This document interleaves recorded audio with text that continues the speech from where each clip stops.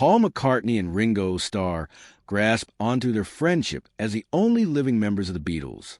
The longtime friends, who are famously one half of the Beatles, reflected on their bond in a July 2nd profile of Starr in the New York Times. In the Beatles, the pair were joined by John Lennon, who was murdered in 1980 at age 40, and George Harrison, who died from cancer in 2001 at age 58. With John and George not here, I think we realize nothing lasts forever, McCartney, 83, told the outlet. So we grasp onto what we have now, because we realize that it's very special. It's something hardly anyone else has. In fact, in our case, it's something no one else has. There's only me and Ringo, and we're the only people who can share those memories. In December, McCartney and Starr, 84, reunited on stage for the first time in 5 years. Starr joined McCartney to perform Helter Skelter during McCartney's show at London's O2 Arena. McCartney told the outlet that even though the song is an out-and-out rocker, he still ended up getting a little bit emotional to be on stage again with his longtime friend. Much of the profile focused on Starr's place in the Beatles, as well as his legacy as a drummer. Fellow drummers Max Weinberg and Sheila E. weighed in on Starr's underappreciated talent.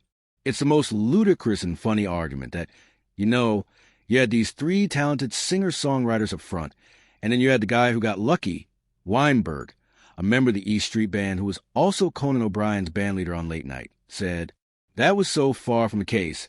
If you really go back and talk to people who were in that scene, to get Ringo in what became the Beatles was a coup for the three of them. He was a fantastic drummer," McCartney echoed. "We asked him if he would be in our band, and luckily for us he agreed." Starr also sang lead vocals on a handful of Beatles tracks, but he was the last member of the band to start writing songs. "It's hard to come to the front when you've got John and Paul," he told the Times of Songwriting. His earliest attempts ended up more humorous than anything else. "I'd say, I've got this song." And halfway through they'd all be laying on the floor laughing, because I wasn't writing new songs. I was writing new words to old songs, he said. McCartney remembered, we'd say, "Yeah, that's a great one. That's a great Bob Dylan song." The band ultimately released 2 songs Starr wrote solo, "Don't Pass Me By" and "Octopus's Garden," and he was co-writer on songs like "What Goes On" and "Flying."